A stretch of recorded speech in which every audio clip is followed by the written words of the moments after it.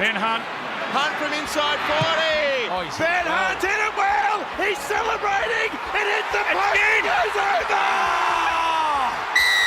The NRL Broncos side have done the game a solid. What does that mean for the NRLW? It means that the Broncos NRLW side, they are in a prelim of their own because they should be playing on the same day, at the same venue at Suncorp. Absolutely. Make it happen. Make it happen.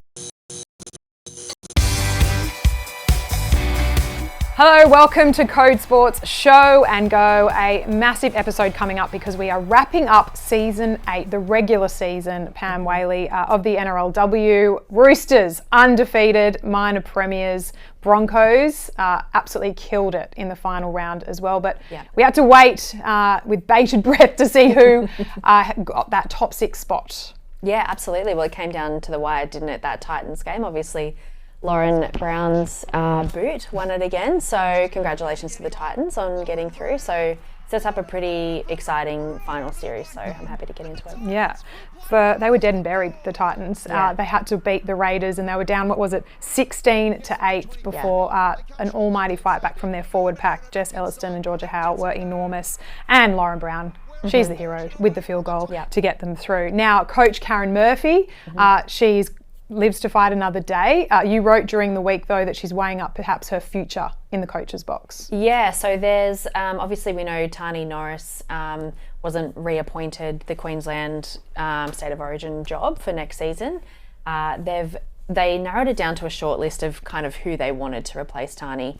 Obviously, Karen Murphy was on that list as well. She is a Hall of Famer. She's a Queensland Origin great, former Jillaroos captain.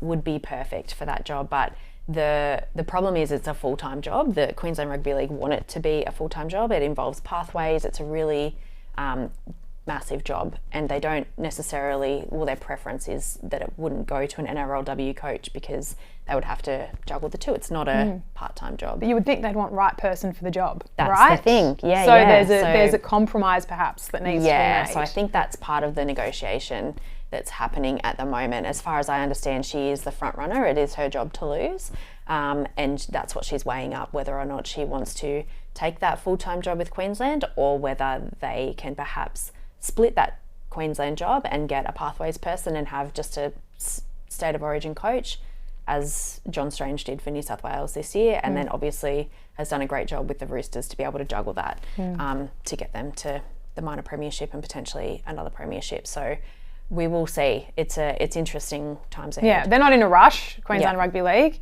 but it sounds like these conversations are being had at the moment about who will coach the Women's State of Origin team for Queensland next year. So watch this space. Now, we know who the top 6 are. The Eels did very well. They got the win, but it wasn't quite enough because the Titans had that draw this season, so they just scraped through to the top 6. So, Pam, if we look at the teams now that didn't make finals, how are you feeling about the ones just below that top 6? Yeah, so obviously we have the Eels. They just missed out. So that the Titans draw against the Bulldogs earlier in the year, that was that 1 point that snuck them through to the finals. Parramatta had a really good year. They just missed out on the top 6. They'll be really disappointed with that. Injuries were a factor for them. Obviously, yeah. And that may have been the difference between one more win that would have got them there for sure. Yeah. So I think they'd be disappointed, but equally feel like they were well amongst it. Absolutely. And for next year. The Warriors as well, obviously. Yeah, huge year Ronnie for the Griffiths Warriors. Yeah. has done such an amazing job over there in assembling a team. I think there was something like 17 debutants that they had this season. So like NRLW debutants, and that includes, very experienced rugby union players, but there's a lot of new talent in the NRLW, and he did a really great job with them this year, also juggling a lot of injuries. Future looks bright for Ronnie Griffiths and the Warriors. Have to say, both of the new teams that entered and re-entered the competition can probably hold their heads up high this year in terms of what they were able to put together. The Bulldogs as well. Yeah, I think many people thought the Bulldogs would struggle just because they didn't have a typical marquee player on their books, I think, and they had so many obstacles in their way. They obviously had a coaching change just prior to the preseason as well, and a rookie coach at that. So what they were able to achieve was pretty special, and it does it's a bit of a cliche, but it does give them a foundation to build on for next year. Yeah. And it sounds like Braden Williami now is looking forward to having a whole pre-season under his belt to get to know the players a little better, and now knows what they're capable of. And they do have some really great players in that team, in their forward pack in particular, and they had some standout: Taylor Preston, Ash Quinlan, and Andy Robinson. What a breakout year returning to the field that she had. Now, what about the rest? Below that, I think we could safely put a line between those and the three teams at the bottom of the ladder. Yeah, so at the bottom we had the Dragons, Raiders and West Tigers. Obviously West Tigers really struggled this year. They got the wooden spoon. It's not for the first time. The Raiders obviously struggled a lot as well, and so did the Dragons. I think there's a lot of work to do at those clubs, whether that's in recruitment, whether that's in, obviously the West Tigers need to find a new coach. They have so many players off contract as well. They have a really big job ahead of them to rebuild if they want to see any success. And it sounds like one of the former NRL coaches has thrown his hat in the ring in Garth Brennan, who we understand has had a bit to do with the Newcastle Knights and their system up there, helping create their 2023 team, and has worked one-on-one with a few of their players over the years.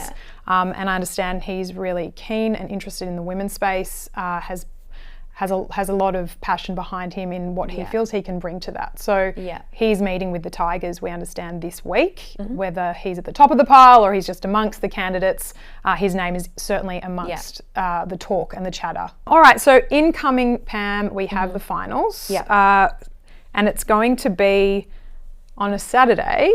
Both of the games, one in Newcastle, Knights v Titans, and the other in Far North Queensland, the Cowboys and the Sharks. What do you think of Saturday footy for the NRLW? Look, it's fine, but I feel like it's a missed opportunity to have a standalone game on Friday night. I believe that was a possibility. I don't know what's happened, whether or not that was an RLPA or an NRL decision. I'm not too sure. But to not have a standalone Friday night NRLW finals game seems like a massive missed opportunity in a week where the men's finals, the NRL finals, are absolutely humming at the moment. And then it's the first round of the women's finals. It's a really good chance to just get a standalone game on free-to-air, on prime time, and on Fox League, of course, as well. But just to have a massive audience that is devoted just to the NRLW finals, I think it could have been an amazing opportunity for that. Obviously, they will still get that chance on Saturday, but Friday night footy, that's what you kind of wait all year for, I think, when it comes to finals time. So what happens from here? So we've got these two fixtures this weekend. We know the Broncos and the Roosters are through to week 2, and just in case you missed it, the NRL Broncos side have done the game a solid, right? They have won through to a prelim in the most dramatic of fashions in Canberra. But what does that mean for the NRLW? It means that the Broncos NRLW side, they are in a prelim of their own. So please take note, because they should be playing on the same day, at the same time, not the same time, but at the same venue at Suncorp in a couple of weeks' time. Absolutely. Make it happen. Make it happen. This would be amazing if you're a Broncos fan, just to go to the game, spend 4 or 5 hours there, watch these two preliminary finals of your, amazing, successful teams. What's better than that? Please, just do it. Don't stuff it up. Do not stuff this up. Just do it. Do not put the Broncos men on Friday night. Because then there'll be an issue with playing the women before that. Put them on Saturday or put them on Sunday so that the girls can play before at Suncorp in front of what will be a sellout crowd. A massive crowd. And they are an amazing team to watch.